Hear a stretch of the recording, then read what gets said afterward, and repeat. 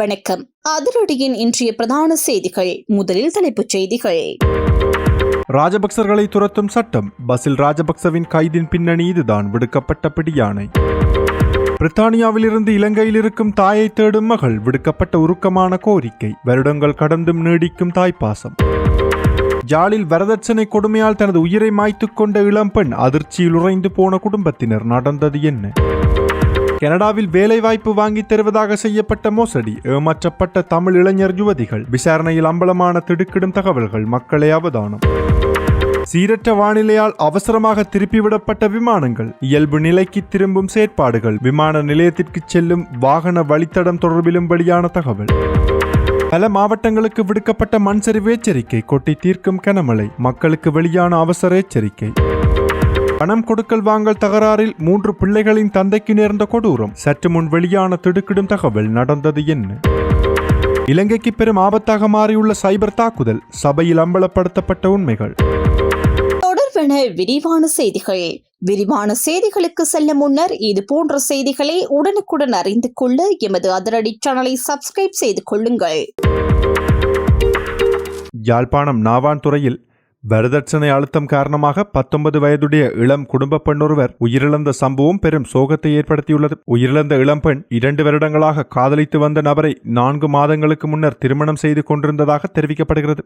எனினும் கணவனின் தாயார் அவரை மருமகளாக ஏற்றுக்கொள்ளாததுடன் 25 பவுன் தங்க நகைகள் மற்றும் வீடு ஒன்றையும் வரதட்சணையாக வழங்குமாறு தொடர்ந்தும் அழுத்தம் கொடுத்ததாக கூறப்படுகிறது. பொருளாதார ரீதியாக பாதிக்கப்பட்ட குடும்பத்தைச் சேர்ந்த பெண்ணின் பெற்றோரால் அந்த கோரிக்கையை நிறைவேற்ற முடியாமல் போயுள்ளது. இந்த நிலையில் தனது மகனை வெளிநாட்டிற்கு அனுப்ப கணவரின் தாயார் முயற்சித்ததாகவும் அதற்கு எதிர்ப்பு தெரிவித்த பெண்ணிடம் வரதட்சணை வழங்காவிட்டால் வெளிநாட்டிற்கு செல்வேன் என கணவரும் தெரிவித்ததாக கூறப்படுகிறது. இதனால் கடுமையான மன உளைச்சலுக்கும் விரக்திக்கும் உள்ளான அந்த பெண் உயிரை மாய்த்து கொண்டதாக ஆரம்பகட்ட விசாரணைகளில் தெரிய வந்துள்ளது. சம்பவம் தொடர்பான மேலதிக விசாரணைகளை போலீசார் மேற்கொண்டு வருவதுடன் அதேவேளை உயிரிழந்த பெண்ணின் சடலம் தொடர்பான மரண விசாரணைகளை திடீர் மரண விசாரணை அதிகாரி நமசிவாயம் பிரேம்குமார் மேற்கொண்டுள்ளார். இலங்கையில் 36 வருடங்களுக்கு முன் தத்தெடுக்கப்பட்ட பெண்ணொருவர் தற்போது தனது பெற்ற தாயை தேடுவதற்காக மீண்டும் இலங்கைக்கு வர திட்டமிட்டுள்ளார் என தகவல்கள் வெளியாகியுள்ளன. அந்த பெண் தற்போது பிரித்தானியாவில் வசித்து வருகிறார். அவர் பிரித்தானிய கணவருடன் இணைந்து தனது குடும்பத்தை தேடி இலங்கை வரவுள்ளதாக தெரிவிக்கப்படுகிறது. அவரது பிறப்புச் சான்றிதழில் ஹேமா என பெயர் குறிப்பிடப்பட்டுள்ளதாகவும் கூறப்படுகிறது. அவர் 1990 ஜனவரி 19 கழுபோவிலை பொது மருத்துவமனையில் பிறந்துள்ளார். அவரது தாயாக விஜிதா கல்யாணி ஏகநாயக்கா என பெயர் பதிவாகியுள்ளது. தாயார் அப்போது ஹில் ஸ்ட்ரீட் இலக்கம் 15-3 சுதர்சனாராம மாவட்டத்தில் உள்ள வீட்டில் தங்கியிருந்ததாகவும் தகவல்கள் தெரிவிக்கின்றன. பிறந்த 37 நாட்களிலேயே நீதிமன்றம் உத்தரவு மற்றும் சட்டப்பூர்வ ஆவணங்கள் மூலம் அந்த குழந்தை பிரித்தானிய தம்பதிகளான பிரீமீன் பெஸ் மற்றும் சுசனார் பிரீமீன் ஆகியோரிடம் ஒப்படைக்கப்பட்டதாக கூறப்படுகிறது. இப்போது வளர்ந்த நிலையில் உள்ள அவர் தனது உண்மையான தாயை கண்டுபிடிப்பதற்காக இலங்கைக்கு வர விருப்பம் தெரிவித்துள்ளார். இந்த சம்பவம் தொடர்பான தகவல்கள் சமூக வலைத்தளங்களில் பரவி வரும் நிலையில் குடும்ப இணைப்பு தொடர்பான எதிர்பார்ப்பும் அதிகரித்துள்ளது. முன்னாள் நிதியமைச்சர் பசில் ராஜபக்சவை கைது செய்யுமாறு மாத்தறை நீதவான் நீதிமன்றம் பிடியாணை பிறப்பித்துள்ளது. மாத்தறை எளியகந்த வீதி பிரவுன்ஸ்கீல் பகுதியில் அமைந்துள்ள 1.5 ஏக்கர் காணி கொள்வனவு செய்யப்பட்டமை தொடர்பான வழக்கில் பசில் ராஜபக்சவிற்கு எதிராக காவல்துறை நிதி குற்றப்புலனாய்வு பிரிவினர் வழக்கு தொடர்ந்திருந்தனர். இந்த வழக்கு நேற்று மாத்தறை நீதவான் நீதிமன்றத்தில் விசாரணைக்கு எடுத்துக் கொள்ளப்பட்ட போதும் பிரதிவாதியான பசில் ராஜபக்ச நீதிமன்றத்தில் முன்னிலையாகவில்லை. இதன்போது அவரது சார்பில் முன்னிலையான சட்டத்தரணிகள் உடல்நலக் குறைவு காரணமாக வெளிநாட்டில் சிகிச்சை பெற்று வருவதால் நீதிமன்றத்தில் முன்னிலையாக முடியவில்லை என வைத்திய அறிக்கைகளையும் சமர்ப்பித்தனர். எனினும் பசில் ராஜபக்ச தொடர்ந்து நீதிமன்றத்தில் ஆஜராகாமல் இருப்பதை கவனத்தில் கொண்டு மாத்தறை பிரதான நீதவான் சதுரங்க ஏரங்க திசாநாயக்கா அவருக்கு பிடியாணை பிறப்பித்துள்ளார்.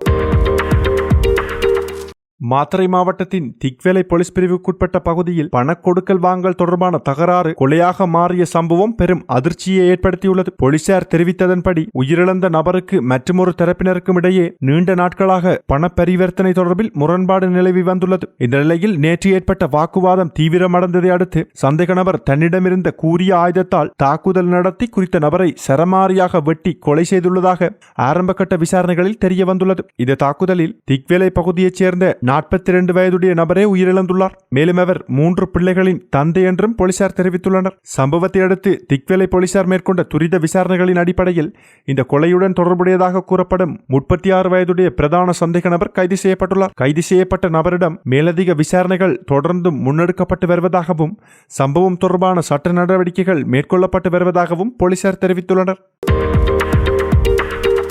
கனடாவில் வேலைவாய்ப்புகளை பெற்றுத் தருவதாக கூறி 10 மில்லியன் ரூபாவிற்கும் அதிகமான தொகையை மோசடி செய்ததாக குற்றம் சாட்டப்பட்ட நபர் ஒருவர் போலீசாரால் கைது செய்யப்பட்டுள்ளார். இந்த கைது நடவடிக்கையை இலங்கை வெளிநாட்டு வேலைவாய்ப்பு பணியகத்தின் விசேட புலனாய்வு அதிகாரிகள் மேற்கொண்டுள்ளனர். குச்சவெளி பகுதியைச் சேர்ந்த 28 வயதுடைய சந்தேக நபர் அரசசார அமைப்பின் பிரதிநிதி என அறிமுகப்படுத்தி கனடாவில் உள்ள பல்பொருள் அங்காடிகளில் வேலை வாங்கி தருவதாக கூறி வாக்குறுதிகள் வழங்கியதாக தெரிவிக்கப்படுகிறது. அதிலும் குறிப்பாக கிழக்கு மாகாணத்தைச் சேர்ந்த இளைஞர் யுவதிகளை இலக்கு வைத்து இந்த மோசடி முன்னெடுக்கப்பட்டுள்ளதாக அதிகாரிகள் தெரிவித்துள்ளனர். சந்தேக நபருக்கு எதிராக இதுவரை 7 முறைப்பாடுகள் பதிவாகியுள்ளன. பாதிக்கப்பட்டவர்கள் 4 மில்லியன் ரூபாவிற்கும் அதிகமான பணத்தை இழந்துள்ளதாக முறைப்பாடு செய்துள்ளனர். ஆனால் தொடர்ந்தும் புதிய முறைப்பாடுகள் கிடைத்து வருவதால் இந்த மோசடியின் மொத்த பெறுமதி 10 மில்லியன் ரூபாவை தாண்டக்கூடும் என அதிகாரிகள் சந்தேகம் வெளியிட்டுள்ளனர். மேலும் சந்தேக நபரை கைது செய்வதற்காக முன்னதாக பல முயற்சிகள் மேற்கொள்ளப்பட்ட போதிலும் அவர் தலைமறைவாக இருந்து வந்ததாகவும் தெரிவிக்கப்பட்டுள்ளது. இந்த நிலையில் காவல்துறை விசேட பிரிவு மற்றும் வெளிநாட்டு வேலைவாய்ப்பு பணியக அதிகாரிகள் இணைந்து கூட்டு நடவடிக்கையின் போதே குறித்த நபர் வீட்டில் பதுங்கியிருந்த போது கைது செய்யப்பட்டுள்ளார். மேலும் இதே போன்ற குற்ற மோசடிகள் தொடர்பிலான வழக்குகள் நீர்கொழும்பு நீதிமன்றம்,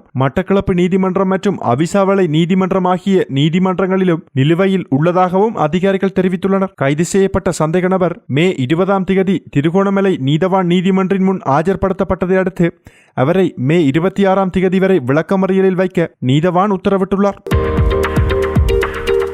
கட்டுநாயக்க பண்டரநாயக்க சர்வதேச விமான நிலையத்தின் செயற்பாடுகள் தற்போது மீண்டும் இயல்பு நிலைக்கு திரும்பி வருவதாக சிவில் விமான போக்குவரத்து திணைக்களம் தெரிவித்துள்ளது. நாட்டில் நிலவிய மோசமான காலநிலை காரணமாக நேற்று காலை பெய்த மழையினால் விமான சேவைகளில் தற்காலிகமாக இடையூறு ஏற்பட்டது.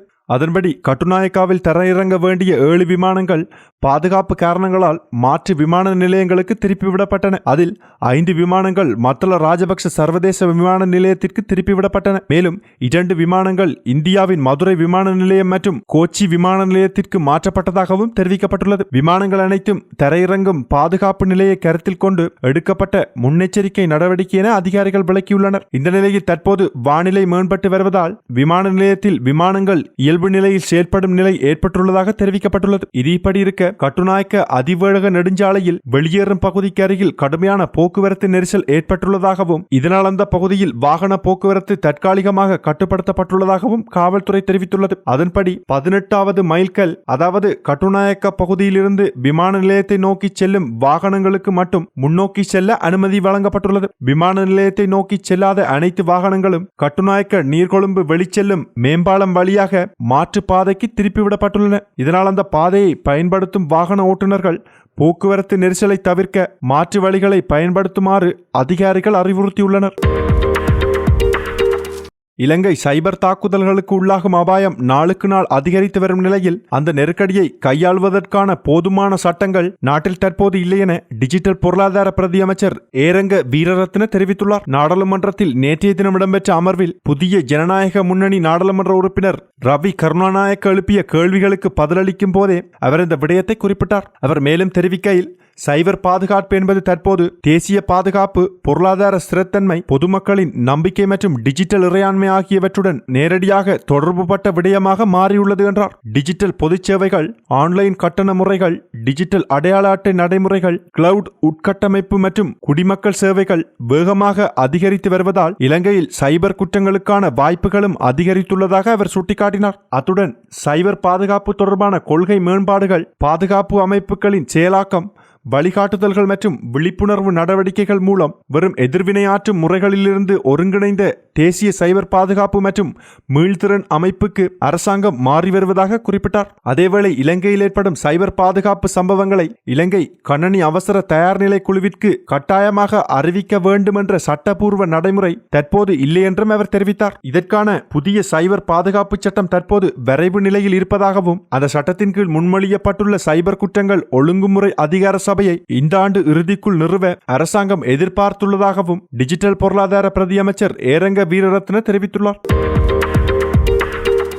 தென்மேற்கு பருவக்காற்றின் தாக்கம் தீவிரமடைந்துள்ளதால் நாட்டின் பல பகுதிகளில் தற்போது பெய்து வரும் கனமழை எதிர்வரும் மே மாதம் 26ஆம் தேதி வரை தொடரக்கூடும் என யாழ்ப்பாண பல்கலைக்கழகத்தின் புவியியல் துறை சிரேஷ்ட விரிவுரையாளரும் வானிலை ஆய்வாளருமான நாகமுத்து பிரதீபராஜா தெரிவித்துள்ளார். நேற்றிரவு வெளியிட்ட வானிலை அறிவிப்பிலேயே அவர் இதனை குறிப்பிட்டுள்ளார். அவர் மேலும் தெரிவிக்கையில், தென்மேற்கு பருவக்காற்றின் உடைவு, செறிவடைந்த மழை நிலைமை மற்றும் அதிக ஈரப்பதமுள்ள காற்றின் வீச்சு காரணமாக கொழும்பு மாவட்டம், கம்பக மாவட்டம், களுத்துறை, ரத்தினபுரி, காலி, கேகாலை, நுவரெலியா மாவட்டம், குர்நகல் மாவட்டம் மற்றும் கண்டி மாவட்டம் உள்ளிட்ட பகுதிகளில் பரவலாக கனமழை பெய்து வருவதாகவும் மேலும் எதிர்வரும் நாட்களில் பலத்த காற்றுடன் கூடிய கனமழை தொடரும் வாய்ப்பிருப்பதாகவும் தெரிவித்துள்ளார். தொடர்ச்சியான மழைப்பொழிவு காரணமாக பல பகுதிகளில் வெள்ள அபாயம் உருவாகக்கூடும் என்றும் மலைப்பாங்கான பகுதிகளில் நிலச்சரிவு அபாயமும் அதிகரித்துள்ளதாகவும் எச்சரிக்கப்பட்டுள்ளது. இதனால் குறிப்பாக மேற்கொண்ட மாவட்டங்களில் வசிக்கும் மக்கள் அடுத்த சில நாட்களுக்கு மிகுந்த அவதானத்துடன் இருக்குமாறும் அறிவுறுத்தியுள்ளார். இதேவேளை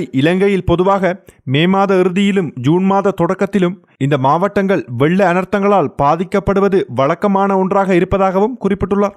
குறிப்பாக 2001, 2003, 2006, 2010, 2014, 2016, 2019, 2021 மற்றும் 2024 ஆகிய ஆண்டுகளிலும் இந்த பகுதிகள் கடுமையான வெள்ளத்தால் பாதிக்கப்பட்டிருந்தன எனவும் குறிப்பிட்டுள்ளார் என்பதும் குறிப்பிடத்தக்கது. இது இப்படி இருக்க, வளிமண்டலவியல் திணைக்களம் வெளியிட்டுள்ள அறிவிப்பில் கொழும்பு உள்ளிட்ட நாட்டின் பல பகுதிகளில் தொடர்ச்சியாக பலத்த மழை பெய்து வருவதால் தாழ்நில பகுதிகளில் சிறு வெள்ள நிலை ஏற்பட்டுள்ளதாக தெரிவிக்கப்பட்டுள்ளது. இதனால் மக்களின் இயல்பு வாழ்க்கையும் பாதிக்கப்பட்டுள்ளது. இந்த நிலையில் அடுத்த சில மணித்தியாலங்களிலும் தொடர்ச்சியான கனமழை பெய்யக்கூடும் என வளிமண்டலவியல் திணைக்களம் எச்சரிக்கை விடுத்துள்ளது. குறிப்பாக மேல் மாகாணம், சப்ரகமுவ மாகாணம், வடமேல் மாகாணம் மற்றும் காலி மாவட்டம் ஆகிய பகுதிகளில் பலத்த மழைவீழ்ச்சி பதிவாகக்கூடும் எனவும் எதிர்வு கூறப்பட்டுள்ளது. மேலும் மாத்தறை மாவட்டம், கண்டி மாவட்டம் மற்றும் நுவரெலியா மாவட்ட பகுதிகளில் 100 மில்லிமீட்டருக்கும் அதிகமான மழை வீழ்ச்சி பதிவாகலாம் எனவும் தெரிவிக்கப்பட்டுள்ளது. எனவே அந்த பகுதிகளில் வசிக்கும் மக்கள் மிகுந்த அவதானத்துடன் இருக்குமாறும் அதிகாரிகள் அறிவுறுத்தியுள்ளனர். இது இப்படி இருக்க, நாட்டில் நிலவும் சீரற்ற காலநிலை காரணமாக தற்போது அனர்த்த முகாமைத்துவ மத்திய நிலையம் வெளியிட்ட தகவலின்படி 14 மாவட்டங்கள் பாதிக்கப்பட்டுள்ளன. அதன்படி மொத்தமாக 1651 குடும்பங்களைச் சேர்ந்த சுமார் 5500 பேர் இந்த காலநிலை பாதிப்பால் பாதிக்கப்பட்டுள்ளதாக தெரிவிக்கப்பட்டுள்ளது. மேலும் 6 வீடுகள் முழுமையாக சேதமடைந்துள்ளதுடன் 234 வீடுகள் பகுதியளவில் சேதமடைந்துள்ளன என்றும் வளிமண்டலவியல் திணைக்களம் குறிப்பிட்டுள்ளது. இத்துடன் அதிரடியின் இன்றைய பிரதான செய்திகள் நிறைவடைகின்றன. எமது செய்தி தொடர்பான உங்களுடைய கருத்துக்களை மறக்காமல் கமெண்டில் பதிவிடுங்கள்.